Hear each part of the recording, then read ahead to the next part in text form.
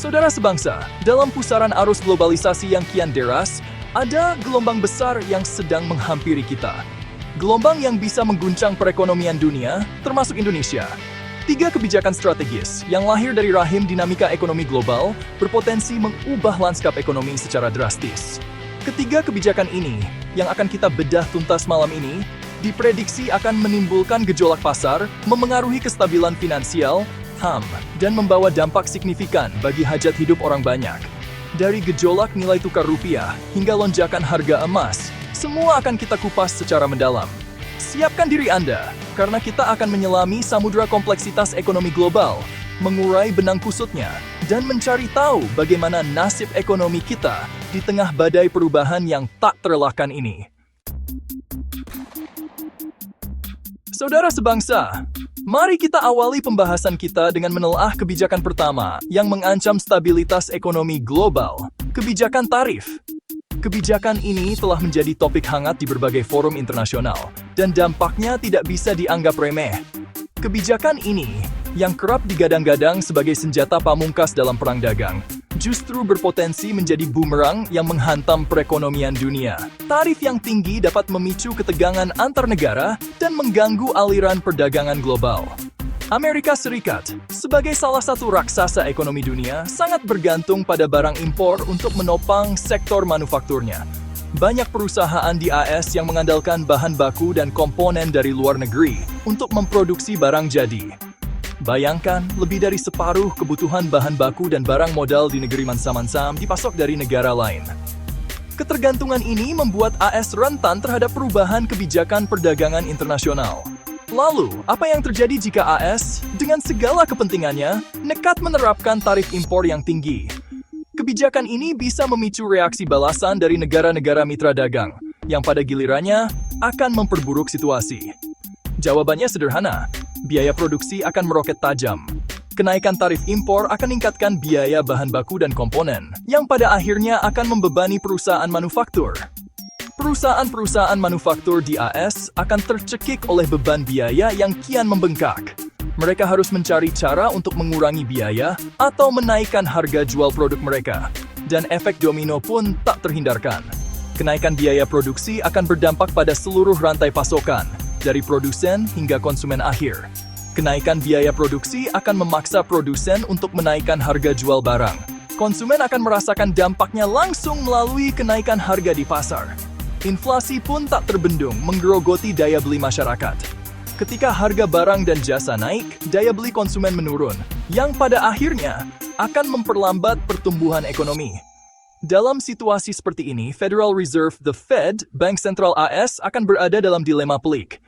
Mereka harus memutuskan langkah yang tepat untuk menstabilkan ekonomi tanpa memperburuk inflasi. Menurunkan suku bunga untuk merangsang ekonomi.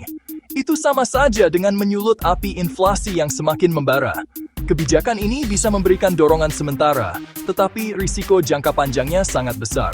Di sisi lain, mempertahankan atau bahkan menaikkan suku bunga akan semakin menekan pertumbuhan ekonomi.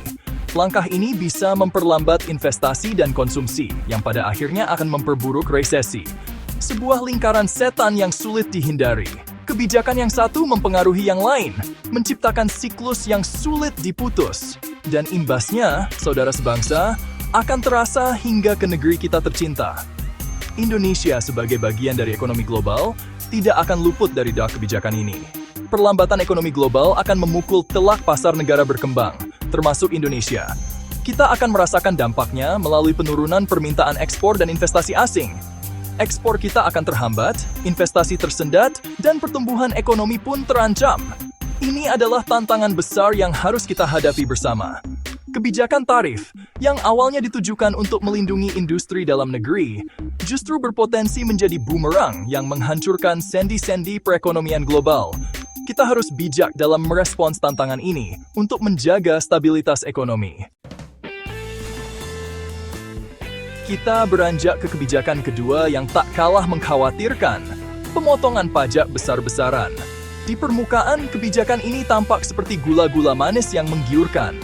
Pemotongan pajak seringkali dipromosikan sebagai cara untuk meningkatkan daya beli masyarakat dan mendorong pertumbuhan ekonomi. Daya beli masyarakat meningkat, konsumsi terdongkrak, dan ekonomi pun berputar lebih cepat. Orang-orang merasa lebih kaya dan lebih bebas untuk membelanjakan uang mereka. Namun, di balik kemilau semu itu, tersembunyi bahaya laten yang mengancam. Pemotongan pajak tanpa perencanaan yang matang bisa menjadi bumerang.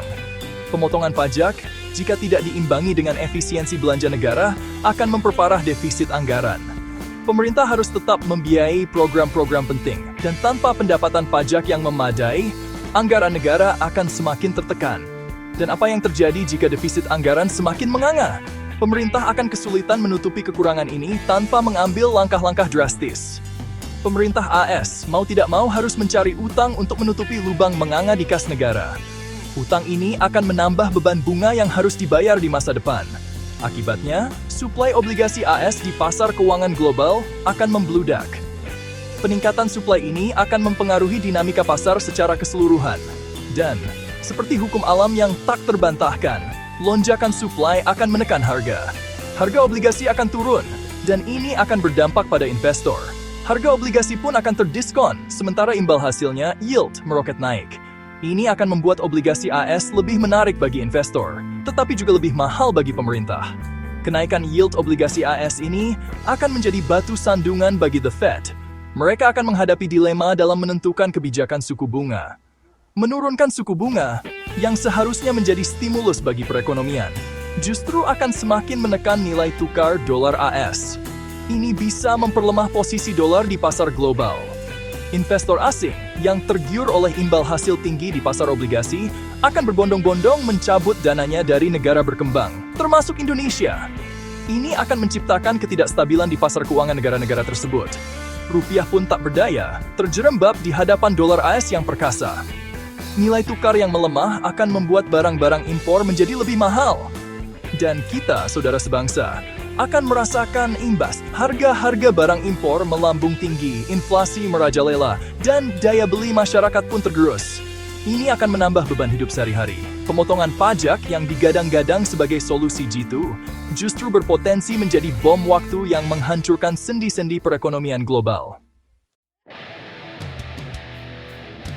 Saudara sebangsa, mari kita beralih ke kebijakan ketiga yang tak kalah mengkhawatirkan. Deportasi tenaga kerja tidak terdaftar. Kebijakan ini, yang lahir dari sentimen anti-imigran, justru berpotensi menjadi bumerang yang menghantam perekonomian AS. Sektor-sektor ekonomi yang mengandalkan tenaga kerja murah, seperti pertanian, konstruksi, dan jasa, akan mengalami pukulan telak. Kekurangan tenaga kerja akan menjadi momok menakutkan yang menghambat laju roda perekonomian. Dan seperti hukum ekonomi yang tak terbantahkan, kelangkaan akan mendorong kenaikan harga. Dalam hal ini, harga yang akan meroket adalah upah pekerja. Perusahaan-perusahaan di AS yang terdesak oleh kebutuhan akan tenaga kerja terpaksa harus merogoh kocek lebih dalam untuk menggaji para pekerja. Kenaikan upah ini, meskipun menguntungkan bagi para pekerja, justru akan menjadi pemicu inflasi. Biaya produksi akan meningkat, harga barang dan jasa pun tak terhindarkan dari kenaikan. Dan sekali lagi, The Fed akan dihadapkan pada dilema pelik. Menaikkan suku bunga untuk meredam inflasi justru berisiko menghambat pertumbuhan ekonomi. Di sisi lain, mempertahankan suku bunga rendah akan semakin menyulut api inflasi yang kian membara. Kebijakan deportasi tenaga kerja yang awalnya ditujukan untuk melindungi pasar tenaga kerja AS justru berpotensi menciptakan ketidakpastian ekonomi global yang berdampak luas, tak terkecuali bagi Indonesia.